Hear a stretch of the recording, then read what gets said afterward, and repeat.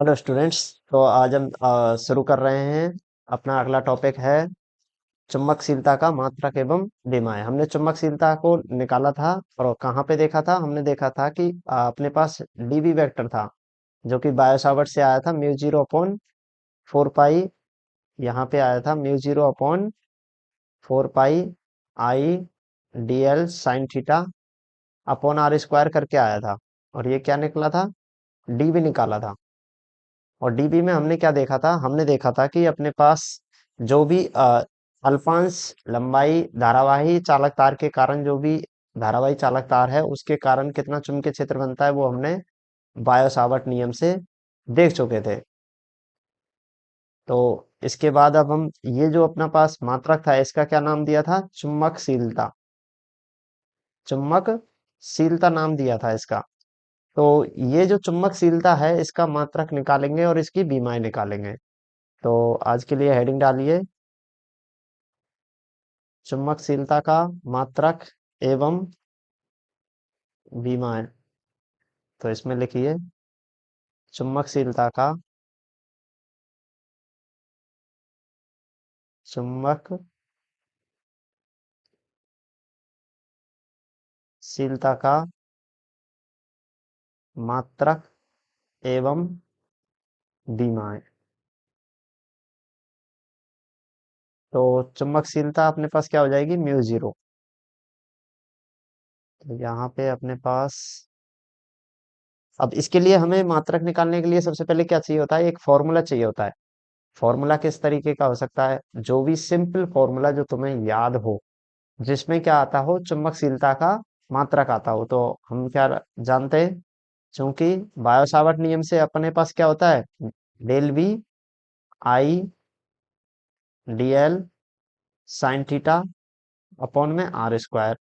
इसके गुणांक में क्या आता है? Mu zero upon 4 pi. वहां पे एक नियतांक का काम कर रहा था। ये किसका काम कर रहा था? एक नियतांक का काम कर रहा था। तो अपने पास यहाँ से म्यू जीरो को पक्षांतरण कर लेंगे तो क्या आ जाएगा? डीबी 4 पाई इधर आ जाएगा, आर स्क्वायर नीचे से आ जाएगा और यहाँ पे क्या आएगा? आई डी एल साइन थीटा। और चूंकि हम जानते हैं कि 4 पाई एवं साइन थीटा क्या है? मात्रकहीन राशियां हैं। इनके कोई मात्रक नहीं है, मात्रकहीन राशियां हैं। तो अपने पास क्या हो जाएगा? इनको हम छोड़ सकते हैं। तो अपने पास आ जाएगा mu zero DV R square upon I D L sine theta. अब देखो चुंबकीय क्षेत्र। चुंबकीय क्षेत्र का मात्रक हमने क्या निकाला था? हम पहले ही लिख चुके हैं कि इसका मात्रक क्या होता है? टेस्ला होता है। इसका मात्रक क्या होता है? टेस्ला। टेस्ला को हम पी से रिप्रेजेंट कर रहे हैं। तो चुंबकीय क्षेत्र का मात्रक टेस्ला।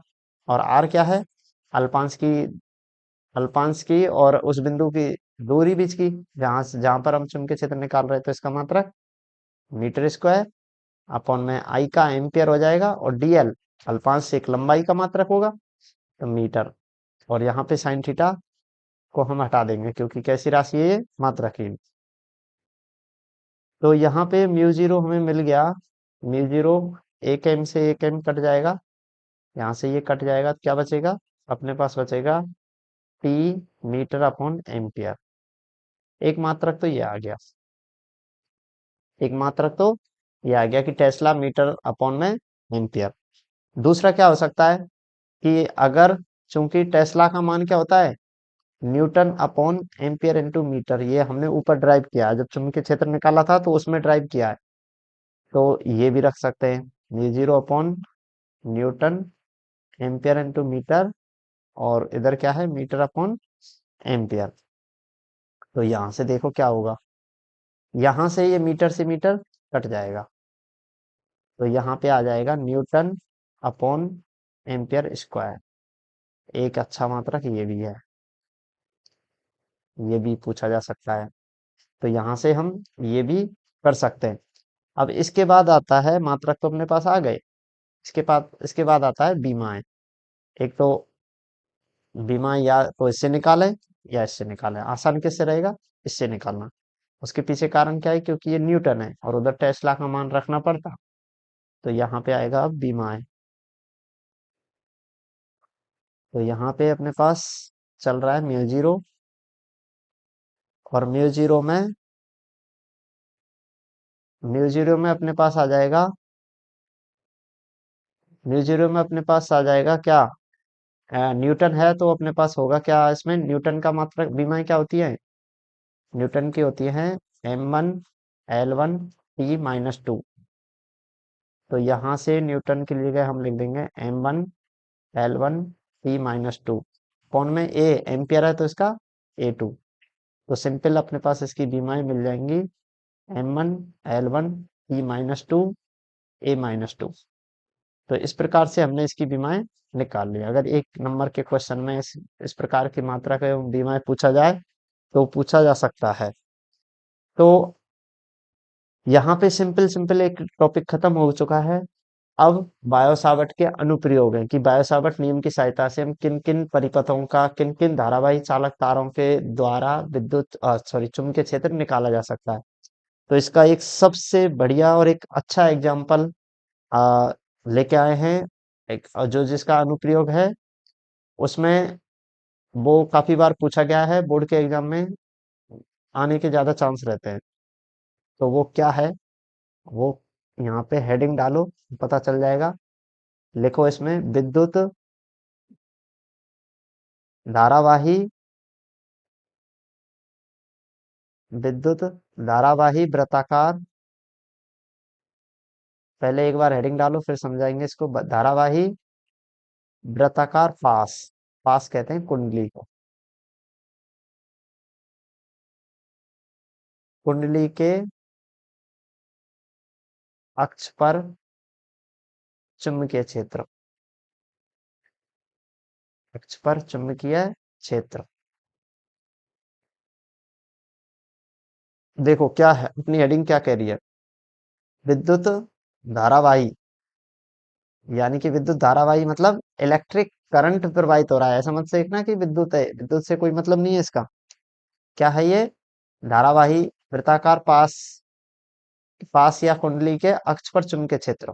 तो इसका मतलब क्या है, मेरे पास एक क्या होगी, वृत्ताकार कुंडली होगी, धारावाही वृत्ताकार कुंडली होगी ऐसे। अब इसका एक अक्ष होगा, ये अपना ये क्या है इसका अक्ष। तो इस अक्ष पर कोई बिंदु है, उस पे क्या निकालना है मुझे, चुंबकीय क्षेत्र निकालना है। और वो किसकी सहायता से निकालेंगे हम, बायो सावर्ट की सहायता से। और कोई इसका ऐसा कोई आ, दिक्कत नहीं आएगी, क्योंकि इसमें ऐसा कोई वो है नहीं। अब इसमें देखो, अपने पास ना तो इसका अभी तक हमने कोई दूसरा ऐसा नियम देखा जिसमें चुंबकीय क्षेत्र की दिशा और चुंबकीय क्षेत्र ज्ञात करने का अभी तक हमने एक ही नियम देखा है, वो किसका देखा था, बायो सावर्ट का। तो जैसे जैसे आगे और नियम पढ़ेंगे उनकी सहायता से भी हम इसको हल करने का देखेंगे कि किस किस नियम से हल किया जा सकता है। तो अपने पास इसमें आएगा, तो इसमें हम एक डायग्राम लेके आ रहे हैं जो कि एक सर्किल होगा। यहाँ पे सर्किल सिंबल ड्रा, ये रहा। तो अपने पास एक धारावाही कुंडली है, ये है, इसका कलर थोड़ा सा इस टाइप का है, तो उससे कोई दिक्कत नहीं होनी चाहिए। तो देखो ये धारावाही कुंडली है अपनी, और इसमें अपने पास क्या है, दो अक्ष हैं अपने पास। एक तो है एक्स अक्ष, ये है, और इसका एक और अक्ष होगा, और उसका नाम दे रहे हैं हम वाई अक्ष होगा वो। इसको वाई दिशा में, यहां से एक अक्ष इधर होगा, कौन सा अक्ष होगा, वाई अक्ष। तो बात यह है कि अपने पास एक धारावाही क्या है, चालक तार है। तो इसमें धारावाही चालक तार कैसे बनेगा, इसमें धारा प्रवाहित हो रही है इस दिशा में आई, और इधर से इस दिशा में आई। तो ये जो धारा प्रवाहित हो रही है, ये जो धारा प्रवाहित ऐसे हो रही है, अब ये वाला एक अक्ष तो हमने मान लिया कौन सा है, एक्स अक्ष। और ये वाला अक्ष कौन सा है, वाई अक्ष। और ये क्या है, वृत्ताकार कुंडली। ये क्या है, वृत्ताकार कुंडली है।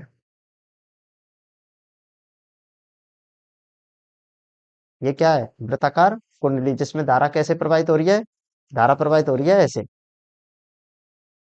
और ये धारा प्रवाह के कारण चुंबकीय क्षेत्र उत्पन्न होगा। और चुंबकीय क्षेत्र उत्पन्न होगा तो उसके वजह से हम किस बिंदु पे निकालने वाले हैं चुंबकीय क्षेत्र, एक तो इसके अक्ष पर, अक्ष कौन सा है, ये वाला। अब ये कुंडली जो है, ये किस किस तल में होगी, देखो इसका तल, इसका तल इस प्रकार से होगा, इस प्रकार से, यहाँ पे इस प्रकार से है ये, और इधर ये है।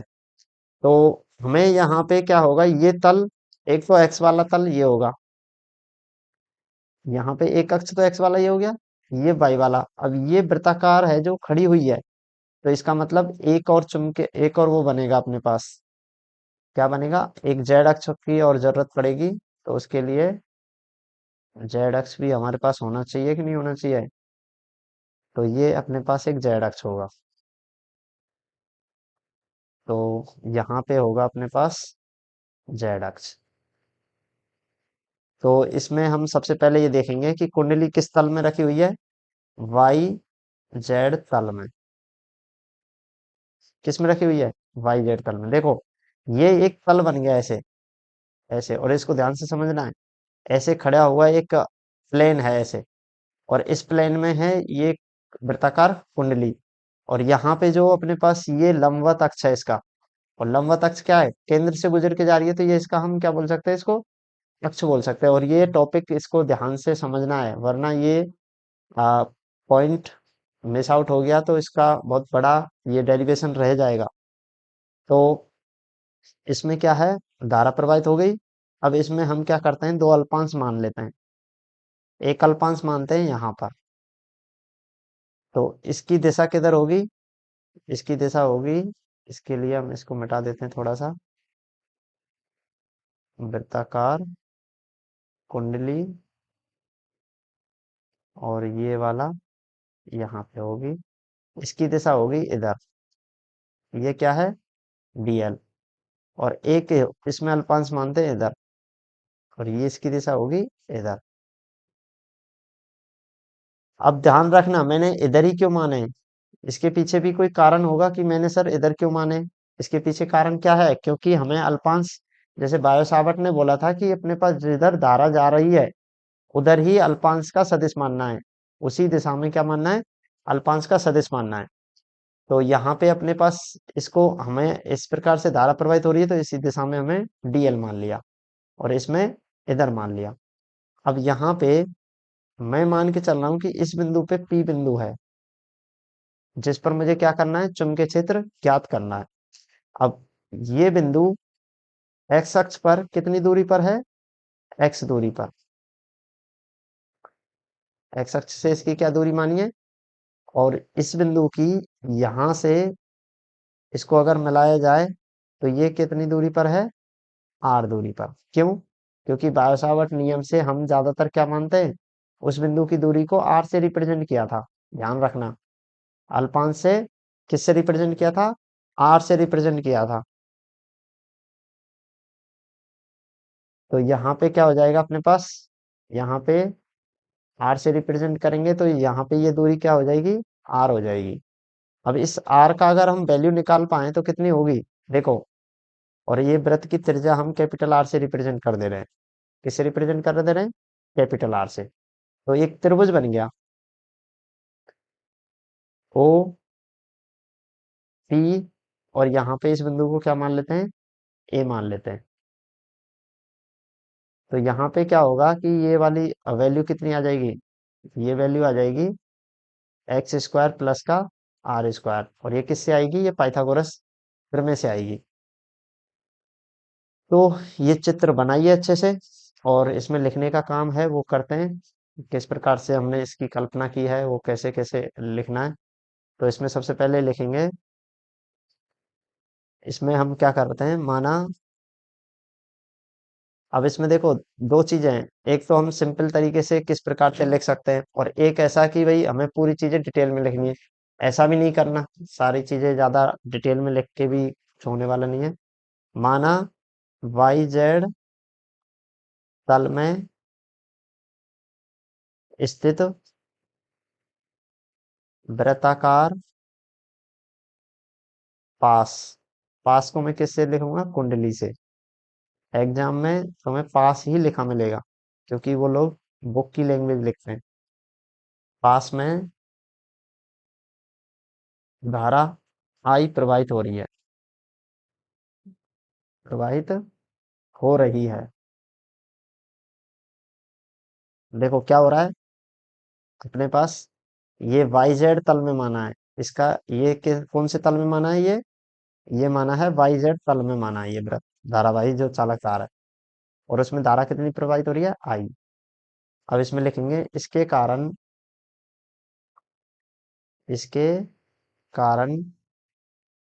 केंद्र से,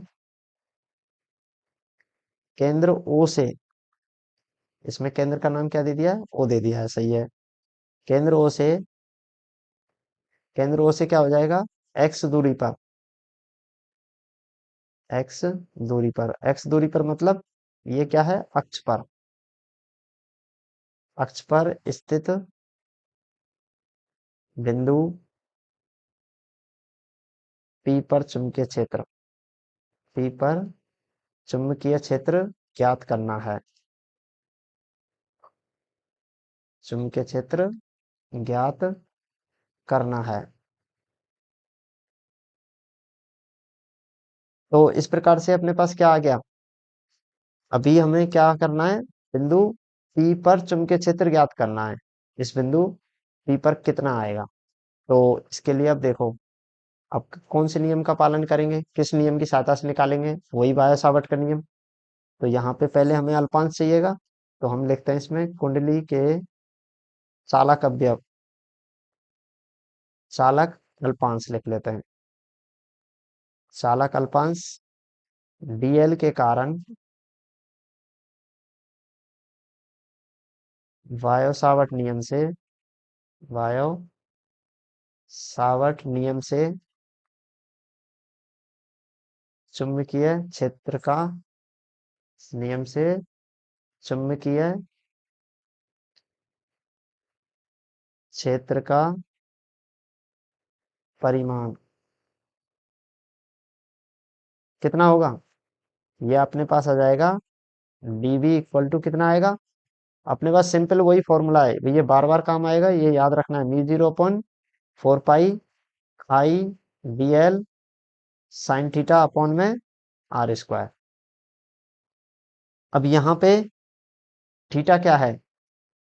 थीटा बिल्कुल एक्यूरेट ध्यान रखना है कि ये थीटा किस में था? ये थीटा था अपने पास अल्पांश की लंबाई dl। इसमें ये लिख लेना, यहाँ थीटा किस किस के बीच का कोण है? dl वेक्टर व r वेक्टर के मध्य का कोण है। और ये गलती नहीं होगी, होनी चाहिए, क्योंकि इसमें कई सारे कोण होंगे, इसमें और भी कोण आएंगे, जिसको हम एक को थीटा मान रहे हैं, एक को अल्फा मानेंगे, तो इसलिए इसमें थोड़ा सा अंतर करके रखना। अब देखो यहाँ पे ध्यान से ये देखना, इसमें एक थोड़ा सा लॉजिक रहेगा कि डीएल क्या है? एक वृत्त की स्पर्श रेखा के रूप में है, और ये बिंदु क्या है? ये इसको मिलाया गया है। तो इन दोनों के बीच में कितना डिग्री का कोण होगा? ध्यान से देखना इसमें, इन दोनों के बीच में 90 डिग्री का होगा। एक तो डीएल इधर है और ये ऐसे है। ये तो कोई भी वृत्त है अपने पास, उस पे कोई स्पर्शरेखा खींची जाए, तो ये क्या होती है? कोई भी बिंदु से अगर इसको मिलाएं, केंद्र से जो भी मिलाया जा रहा है, तो सदैव उसके क्या होगी? ये लंबवत रहती है ये स्पर्शरेखा। तो इसका मतलब इसमें थीटा का मान कितना होगा? 90 डिग्री। तो यहाँ लिख लेते हैं थीटा कितना होगा? 90 डिग्री। और इसमें आर दूरी क्या है? आर दूरी क्या है? अल्पांश की, अल्पांश डीएल की बिंदु पी से दूरी, पी से सीधी दूरी, सीधी दूरी। हमने ये वाली आर क्यों नहीं मानी? क्योंकि हमें बायो-सावर्ट के नियम से पता है कि जहां पे अल्पांश होता है उसकी उस बिंदु से दूरी को ही क्या मानते हैं? आर मानते हैं। और फॉर्मूले में इसका नीचे क्या होता है? स्क्वायर होता है। तो इसका ऐसा हमने मान लिया। अब इसमें मान रख देते हैं।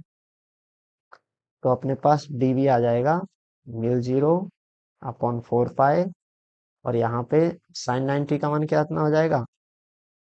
1 हो जाएगा। तो मैं ये हटा देता हूँ। आई डी एल अपॉन में आर स्क्वायर, समीकरण नंबर 1 आ गया। मतलब थोड़ा सा हल्का सा अभी हम एक एक स्टेप इसमें पहुंच चुके हैं। अब देखो इसमें ध्यान से, आर, इस दूरी को कैसे निकाल सकते हैं? ये त्रिभुज है अपने पास, ये वाला। तो यहाँ पे पाइथागोरस प्रमेय लगा सकते हैं। समकोण त्रिभुज बन रहा है यहाँ पे यहाँ पे। तो ये 90 डिग्री होगा। तो पाइथागोरस त्रिभुज कौन सा होगा? ए ओ पी में। तो यहाँ पे त्रिभुज ए ओ पी में क्या आ जाएगा?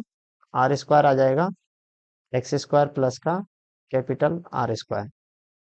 कैपिटल आर के बारे में भी लिख देते हैं कि कैपिटल आर क्या है? वृत्त की त्रिज्या। वृत्त की त्रिज्या है ये। और स्मॉल आर क्या है? ये अल्पांश से दूरी है, ये वाली, ये वाली दूरी है। तो यहाँ पे क्या हो जाएगा अपने पास? आर स्क्वायर का मान रख देते हैं। तो इसलिए dv equal to mu zero upon 4 pi I D L upon में एक्स स्क्वायर प्लस का आर स्क्वायर। तो यहाँ तक पहुंच गए। इसको समीकरण नंबर 2 दे देंगे। अब समीकरण नंबर 2, समीकरण 2 में अपने पास हम देख पा रहे हैं कि क्या चाहिए। अभी तो हमें अल्पांश के कारण मिला है। अभी हमें इसकी चुंबकीय क्षेत्र की दिशा भी नहीं पता चली है। तो उसके लिए इसकी दिशा को निर्धारित करेंगे। तो देखो कैसे आती है। सबसे पहले हम लाइन लिख लेते हैं डीबी की दिशा। अब दिशा देखो भाई, और ये चीज इसमें बहुत जरूरी है, इसको सही से समझ लेना है। देखो, हम जब भी पढ़ के आए थे पहले, हमने क्या देखा था कि बी वेक्टर की दिशा किधर आती थी? डीएल क्रॉस आर वेक्टर के अनुदिश अनुदिश आती थी। अब इसमें देखो डीएल कहाँ पे है, आर वेक्टर की दिशा क्या है, और उनका क्रॉस, क्रॉस का मतलब क्या होता है? उस तल के लंबवत आती है। तो इसमें देखो, इसमें एक तो है अपने पास डीएल इधर, और आर वेक्टर है इधर। तो इनसे एक तल बनेगा ऐसा, एक तल बनेगा ऐसा। तो इस तल के लंबवत आएगा अपने पास चुंबकीय क्षेत्र, इस तल के लंबवत। और लंबवत कैसे होगा? इस तल के लंबवत होगा ऐसे, यानी कि आर के लंबवत। क्यों? ये वाला सदिश आर के भी लंबवत होगा। तो इसको ध्यान से देखना है। इस प्रकार से एक तल बनेगा। तो इस तल के लंबवत कैसे आएगा? इस प्रकार से आएगा। तो मैं इसको, ये लंबवत मैंने खींच दिया। अब ये मत समझना कि सर ये लंबवत ऐसे कैसे खींचा है। ये लंबवत ऐसे ऐसा क्यों आया? बस यहीं पे तो समझने का खेल था, और यही तुम गलती करोगे। क्योंकि लंबवत ऐसा क्यों आया? मैं फिर बता रहा हूँ। क्योंकि इसमें ऐसा लंबवत नहीं निकालना, ये तो एक्स अक्ष के लंबवत है। हमें देखना है इस तल के लंबवत। देखो ये कौन सा? डीएल वेक्टर इधर है, आर इधर है। तो ये तल के लंबवत आएगा अपने पास, इस तल के लंबवत आएगा ये, इस तल के लंबवत आएगा। ये जो अपना तल बन रहा है, इसके लंबवत क्या आएगा? इसको थोड़ा सा और ऐसा कर देते हैं, देखो थोड़ा सा और सही समझ में आ जाए। जो अपने पास आर वेक्टर मिल रहा है ना, इसके लंबवत आएगा। अब इसके लंबवत ऐसा खींचा जाएगा। तो इसको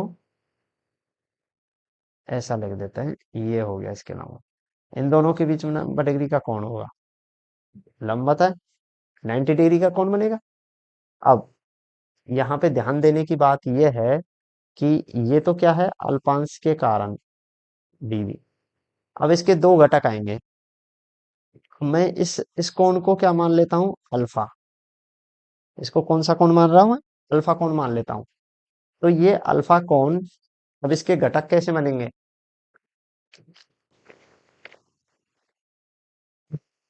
इसके दो घटक कैसे बनेंगे देखो। एक तो एक्स अक्ष की दिशा में बनेगा, वो क्या होगा, डीबी। अब यहाँ पे एक बार कोण का निर्धारण और कर लेते हैं, अभी नहीं निकालेंगे घटक। और एक लंबवत घटक होगा, वो तो फिक्स है कि भाई वो किस दिशा में होगा, एक्स अक्ष के लंबवत होगा, इस दिशा में। तो इसमें तो हम लंबवत घटक को क्या कर रहे हैं, डीवी लंबवत कह रहे हैं। और इस दिशा वाले घटक को क्या कह रहे हैं, डी वी एक्स। क्या कह रहे हैं, डीवी एक्स कह रहे हैं। तो अब यहाँ पे देखो, एक यहाँ पे देखने वाली बात यह है कि हमने पहले स्टार्टिंग में बोला था कि ये वाला किसके लंबवत था, इसके। और ये वाला किसके लंबवत है, इसके। दो 90 डिग्री के कोण है, हमें इस कोण का मान निकालना है। देखो, हमें ये वाला कोण का मान निकालना है, कितना आता है। देखो ये 90, तो ये वाला कोण कितना आ जाएगा, 90 minus theta, 90 minus alpha, sorry. तो ये वाला कोण आपस में 90 है, तो ये वाला आ जाएगा अल्फा। इसको प्रैक्टिस करके देखना, ये वाला कोण आएगा अल्फा। इसको चित्र में कैसे बनाओगे, अलग से बना देना, ऐसे ऐसे करके अल्फा। अब आया कैसे, बिल्कुल सिंपल सा है। 1 डिग्री ऐसे 90 है, और ये जो अपने पास मिल रहा है इसके ये 90 है, दो 90 है। ये अल्फा है, ये कौन, अल्फा। 90 माइनस अल्फा हो जाएगा, 90 माइनस अल्फा। और ये वाला अल्फा मिल जाएगा। इसको घर पे प्रैक्टिस करना, रफ में। आता है कि नहीं आता, कौन का जैसे निकालते हैं ना कि इतना हो गया है, 90 में से ये घटा दिया, फिर इसको इसमें से घटा देंगे। तो इसके लिए तुम्हें क्या करना पड़ेगा, ये जो 90 है, 90 में से ये घटा देना, तो वापस से अल्फा मिलेगा। और हमारा एक क्रम रहता है, जब दो 90 डिग्री 90 डिग्री के बीच में चलना होता है, एक 90 माइनस अल्फा होता है, दूसरा 90 होता है। इसके लिए भी मैं, आप इसको देख सकते हो। तो इसके घटक कैसे मिलेंगे फिर, अब देखो कि इधर कौन बन रहा है, तो इसका ये घटक कौन सा आएगा, ये घटक आ जाएगा अपने पास डीबी कॉस अल्फा। तो ये घटक कैसे आएगा, ये कौन के विपरीत साइड वाला है, क्योंकि अल्फा कौन ऊपर है। तो ये वाला घटक आ जाएगा D B X, D V. चलो इसको वहां पे लिख देते हैं, नीचे लिख देंगे। तो इसमें यहीं पे लिख देते हैं। तो डीवी की दिशा चित्रानुसार, चित्रानुसार किधर होगी, डीएल व आर वेक्टर द्वारा, आर द्वारा बने तल के लंबवत होगी, तल के लंबवत है। मैं एक बार फिर से बता देता हूँ, क्योंकि ये टॉपिक थोड़ा सा ऐसा ही है। एक तो डीएल इधर बन रहा है, आर इधर बन रहा है, तो इस तल के लंबवत कहाँ पे आ गई, ये वाली आ गई। तो हमने ये चीज हमने लिख लिया। अब इसमें हम देखेंगे क्या, इसके दो घटक होंगे, वो भी लिख देते हैं। तो यहाँ पे डीबी के 36 घटक क्या होगा, डी वी एक्स। तथा लंबवत घटक क्या होगा, लंबवत घटक डी वी लंबवत मान लेते हैं। मैं बाई क्यों नहीं मान रहा, उसके पीछे भी एक छोटा सा रीजन है। उसका कारण यह है कि इस अल्पांश की वजह से तो ये बाई की दिशा में मिल जाएगा, पर जब अल्पांश यहाँ पे आएगा, अल्पांश इधर आएगा, तो ये वाला घटक पीछे की साइड मिलेगा इसके, जो कि बाई दिशा में नहीं रहेगा। इसका मतलब क्या है, ये ऐसे सर्कुलर घूम रहा है, ऐसे ऐसे। इसका लंबवत घटक ऐसे चलेगा, ऐसे। ये अल्पांश की कंडीशन बदलने से ऐसे चलेगा। और लास्ट में जब नीचे वाले अल्पांश की बात आएगी, तो ये विपरीत हो जाएगा, ये नीचे आ जाएगा। तो इसका मतलब क्या हो जाएगा कि ये अल्पांश आपस में, एक तरफ तो ऐसे भी मिलेगा,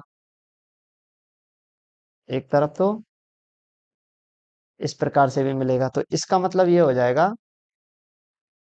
कि जो लंबवत घटक हैं वो चारों दिशाओं में मिलेंगे। वो कैसे मिलेंगे?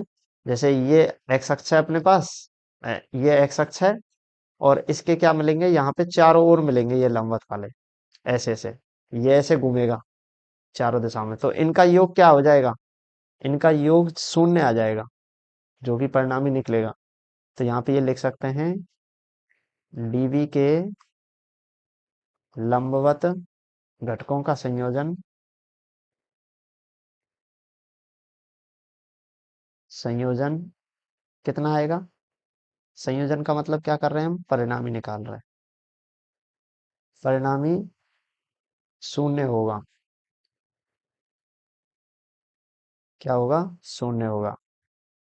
तो ये आ गया। अतः अपने पास केवल हमें क्या देखना है? डी वी एक्स देखना है। और डी वी एक्स का मान कितना आएगा? डी वी कॉस आएगा या साइन आएगा? अब तक तो हमने देखा था कि क्षैतिज कौन सा आता था? कॉस में आता था, पर यहाँ पे कैसे आएगा? साइन में। इसका कारण क्या है? कि इसका एंगल है ना, वो ऊपर बन रहा है। तो ये वाला घटक तो हो जाएगा कॉस का, जो कि जीरो में जा रहा है, और ये वाला घटक क्या हो जाएगा? साइन का। बस यहाँ पे यही ध्यान में रखना है। और इसके लिए क्या करना पड़ेगा? हमें ये अल्फा कैसे आया वो थोड़ा सा इस यहाँ पे देख लेना। वैसे मैंने बता दिया। और इसका क्षैतिज घटक क्या आ जाएगा? DV sine alpha. बस इसमें ये नया किया है, तो यहाँ पे लिख देंगे साइन अल्फा। अतः इसलिए डीवी एक्स का मान रख, देखो कितना आ रहा है, डीवी एक्स आ जाएगा। डीवी का मान रखो किस समीकरण से रखेंगे? समीकरण नंबर 2 से। तो ये मान रखेंगे तो अपने पास आ जाएगा mu 0/4 pi I D L x square plus का एक्स स्क्वायर, और यहाँ पे साइन अल्फा। क्या किया है? समीकरण 2 से डीवी का मान रखा, रखने पर, मान रखने पर। अब अपने पास एक और चैलेंज आ गया कि साइन अल्फा कैसे निकालें। तो साइन अल्फा तो आसान है, क्योंकि जब अपने पास चित्र जैसे बन जाए तो फिर उसके बाद तो काम ही क्या है? त्रिभुज नियम लगाना है, थीटा निकालना है, जो भी निकाल सकते हैं वो भी। यहाँ पे अल्फा है, तो कौन सा त्रिभुज ले लें? ओ पी ए, यानी कि क्रम से लिखें तो ए ओ पी में, तो यहीं से साइन अल्फा लगा देते हैं। तो यहाँ पे त्रिभुज ओ ए पी में साइन अल्फा क्या होता है? लंब बटे कर्ण। तो इसमें देखना, लंब इसके सामने की बजाय ये आर, और कर्ण हो जाएगी ये वाली। तो इसमें आ जाएगा, लंब तो हो जाएगी आर, और कर्ण क्या हो जाएगा? एक्स स्क्वायर प्लस का आर स्क्वायर। तो इस प्रकार से मुझे ये मिल गया। अब ये मान कहाँ रख देता हूँ? समीकरण ऊपर रख देते हैं। इसलिए डी बी एक्स बराबर mu 0/4 pi I D L upon में क्या चल रहा है नीचे? एक्स स्क्वायर प्लस का कैपिटल आर स्क्वायर तो यहाँ पे है, और यहाँ पे चल रहा है आर अपॉन में रूट एक्स स्क्वायर प्लस का एक्स स्क्वायर। तो यहाँ पे अब इसको क्या करना है? बस छोटा सा इसको सॉल्व कर लेना है, इसको हल कर लेना है। तो यहाँ पे म्यू 0/4 पाई तो सेम रहेगा, आई डेल एल ऊपर रहेगा, आर भी रहेगा। अब नीचे देखो, X square plus R square की कितनी घात, कितनी पावर है? एक। और यहाँ पे कितनी पावर है? 1/2। तो 1 + 1/2 कितनी हो जाएगी? इसकी पावर हो जाएगी 3/2। तो ये लिख देते हैं, X square plus R square की पावर हो गई 3/2। अब ये क्या मिल गया मुझे? Del B X. यहाँ पे डेल बी एक्स मिल गया। अगर अब मैं ये कहता हूं कि जो बी एक्स है वो कितना मिलेगा, इसका समाकलन कर देंगे, डी बी एक्स। और समाकलन में मान रख देंगे mu 0/4 pi I D L R. तो आर को पहले लिख लेते हैं, आर डी एल कौन में एक्स स्क्वायर प्लस का आर स्क्वायर, इसकी पावर 3/2। 2 हो जाएगी। अब यहाँ पे देखो, म्यू 0/4 पाई बाहर आ जाएगा, आई निर्भर नहीं है, आर बाहर आ जाएगा, और एक्स स्क्वायर प्लस का आर स्क्वायर की भी 3/2 पावर बाहर आ जाएगी। समाकलन किसका बचेगा? डीएल का। अब बताओ, डीएल का समाकलन, डीएल का समाकलन क्या होगा? एक इससे अल्पांश है, और समाकलन किसको वो व्यक्त करता है? पूरे योग को। तो अल्पांश के पूरे योग की लंबाई क्या हो जाएगी इसकी? तो ये वृत्त की परिधि को व्यक्त करेगा। पूरे इसमें अल्पांश छोटा सा माना है, तो समाकलन अगर वृत्त की परिधि पे हो रहा है तो कितना आ जाएगा? वृत्त की परिधि के बराबर। तो यहाँ पे आ जाएगा, यहाँ पे हम लिख सकते हैं कि डीएल कितना आएगा? 2 पाई आर, और ये वृत्त की परिधि होती है, इसलिए bx आ जाएगा म्यू 0 आई इंटू में कितना होगा? 2 पाई आर अपॉन में 4 पाई एक्स स्क्वायर प्लस में आर स्क्वायर की पावर 3/2। तो इसका मतलब क्या हो गया? यहाँ से जो भी कट रहा है उसको काट देते हैं, पाई से पाई गया, तो कितना हो जाएगा? ऊपर हो जाएगा म्यू 0 आई आर स्क्वायर, और नीचे बचेगा 2 एक्स स्क्वायर प्लस का आर स्क्वायर 3/2। ये तो बी एक्स बच गया। अब इसमें देखो चित्र में, ये वाले क्या होंगे? ये वाले तो घटक समाप्त हो गए आपस में, तो ये वाला बचेगा। तो इसका मतलब क्या है? परिणामी चुंबकीय क्षेत्र जो होगा वो किधर मिलेगा? एक्स दिशा में मिलेगा। वो किस दिशा में मिलेगा? एक्स दिशा में, यानी कि मैं इसको आई कैप से लिख सकता हूँ। तो यहाँ पे मैं कह सकता हूँ, परिणामी चुंबकीय क्षेत्र किधर होगा? बी वेक्टर बराबर किधर मिलेगा? बी एक्स आई कैप। तो बी एक्स का मान रख देते हैं mu 0 I R square upon में 2, और ये फॉर्मूला बहुत ही काम का है, आगे तक के क्वेश्चन होंगे इससे। तो यहाँ पे 2 एक्स स्क्वायर प्लस का आर स्क्वायर की पावर 3/2, और दिशा क्या आ जाएगी? ठीक है, तो ये वाला फॉर्मूला याद भी रखना है, और ये हो गया तुम्हारा डेरिवेशन। अब इसमें देखो कैसे याद रखना है वो तुम जानो, वैसे इसमें थोड़ा सा देख लेना कि किस प्रकार से हो रहा है। इसको समीकरण नंबर कितना दे दें? समीकरण कितना चल रहा है अपना? 3, 2, 2 से 3 आ जाएगा। समीकरण 3 किसी धारावाही कुंडली, धारावाही वृत्ताकार कुंडली, ऐसे लिखना है, वृत्ताकार कुंडली के अक्ष पर स्थित, अक्ष पर स्थित किसी बिंदु पर, ये और लिखना है एक्स दूरी पर, अक्ष पर स्थित, अक्ष पर स्थित, स्थित क्या है? अक्ष पर एक्स दूरी पर स्थित, एक्स दूरी पर स्थित बिंदु पर चुंबकीय क्षेत्र को व्यक्त करता है, और ये बीएससी और एमएससी दोनों में काम आता है, चुंबकीय क्षेत्र को व्यक्त करता है।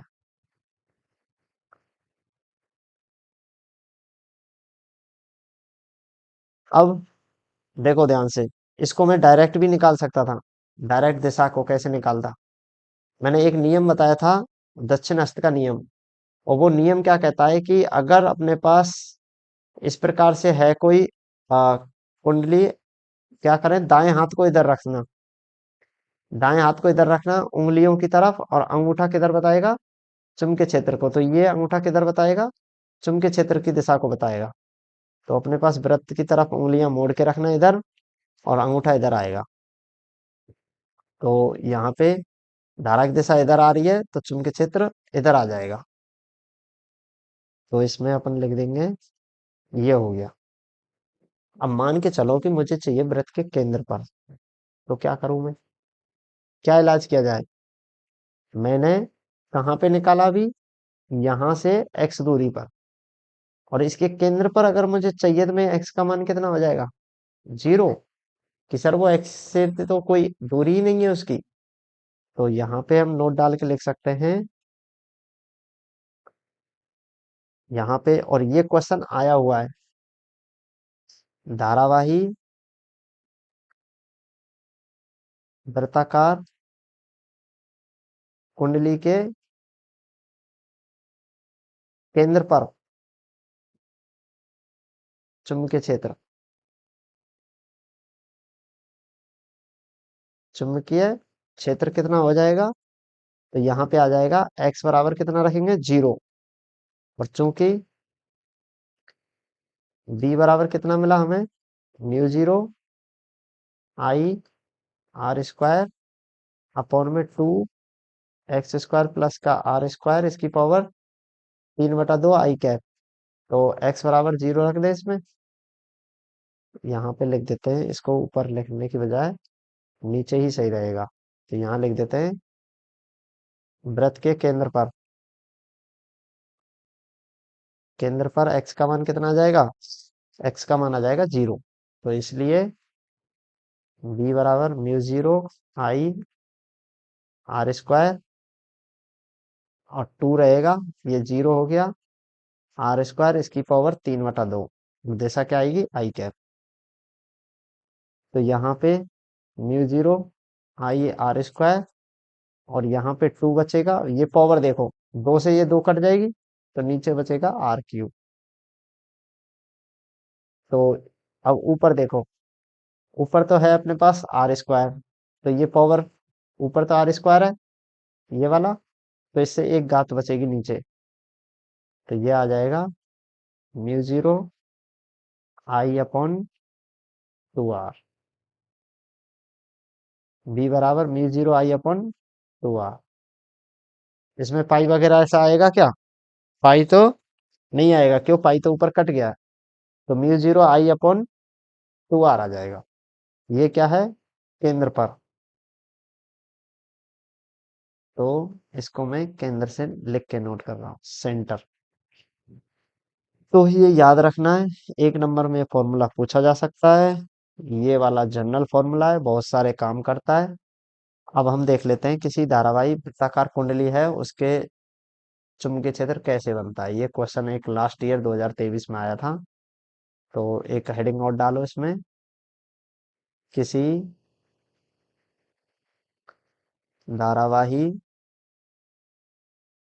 पास, पास की जगह पे कुंडली, एग्जाम में आएगा पास लिखा, हम लिखा रहे कुंडली। तो कुंडली का चुंबकीय क्षेत्र, चुंबकीय क्षेत्र कैसे बनता है, मान तो ऊपर निकाल लिया। तो देखो अपने पास क्या रहेगा, अपने पास कोई धारावाही कुंडली है वृत्ताकार, एक तो इस प्रकार से हो सकती है, ठीक है। अब इसमें मैं मान के चल रहा हूं कि जो करंट है वो इस प्रकार से है, धारा किस प्रकार से है, इसको बोलते हैं धारा वामावर्त है। धारा कैसे है, घड़ी की दिशा विपरीत दिशा में, ऐसे है, ऐसे है, ऐसे। तो ये वामावर्त हो गई। तो अब इसकी दिशा में देखा जाए तो क्या होगा, ऐसे धारा जा रही है इस प्रकार से, तो उंगली ऐसे करेंगे तो इसकी धारा की दिशा, चुंबकीय क्षेत्र की दिशा किधर मिलेगी, ऊपर। कि सर इसमें तो चुंबकीय क्षेत्र ऊपर मिलेगा, हम भी ऊपर ही लिखेंगे, चिंता मत करो। पर क्या होगा, केंद्र पर तो ऊपर मिलेगा क्योंकि अक्ष पर देखा है, और इसके जो पास में है वो झुक जाएंगे, ऐसे, ऐसे झुक जाएंगे, इस प्रकार से, इस प्रकार से। और एक कंडीशन ऐसे आएगी, ये झुकते झुकते एक ऐसा वृत्त जैसा बनेगा यहाँ पे, यहाँ पे। तो इसका चित्र बड़ा गजब का बन रहा है। ये ऐसे बनेगा, और ये ऐसे झुक के ऐसे एक वृत्त जैसा बनेगा, ऐसे। देखो जितने भी चुंबकीय क्षेत्र है उनकी दिशा ऊपर जाएगी, ऐसे, ऐसे। और इसके ऊपर ना एक डेरिवेशन चलता है एमएससी में, और वो डेरिवेशन क्या है कि सिद्ध करो कि चुंबकीय क्षेत्र का एक ध्रुव नहीं होता। चुंबकीय ध्रुव के कितने होते हैं? चुंबकीय क्षेत्र के दो ध्रुव होते हैं। कभी एक ध्रुव पढ़ा है क्या? इसको मैथमेटिक्स से फॉर्मूले से सिद्ध करना होता था। तो ये हो गया आपके पास। अब अगर दिशा दूसरे तरीके से आ जाए तो क्या होगा? मान के चलो कि धारा आपकी बार कैसे है, इधर। तो इसमें चुंबकीय क्षेत्र की दिशा नीचे आ जाएगी। चुंबकीय क्षेत्र की दिशा किधर आ जाएगी? नीचे की तरफ। तो बाकी के सब ऐसे नीचे की तरफ झुक जाएंगे, और ये वाला ऐसे आएगा। इसको थोड़ा सा, ये ऐसे आ जाएगा। ये मिट सकता है, मिट गया। ये ऐसे आ जाएगा, और इधर की दिशा में ये ऐसे झुकेंगे, ऐसे। और एक ऐसे इसके चारों ओर, और एक ऐसे आ जाएगा। तो इसका मतलब सबकी दिशा किधर आएगी? नीचे। तो यहां से ऐसे रहेगा। देखो, चुंबकीय क्षेत्र के दो ध्रुव होते हैं, और ये ध्रुव आपस में एक ध्रुव का अस्तित्व नहीं होता, इसलिए चुंबकीय क्षेत्र आके ऐसे गोलाकार बनाएगी अपने ध्रुव का। आ, दो ध्रुव होते हैं, कभी भी लूप में रहती है चुंबकीय क्षेत्र रेखाएं। कैसे होती है? लूप में, ये ऐसे करके रहेगी।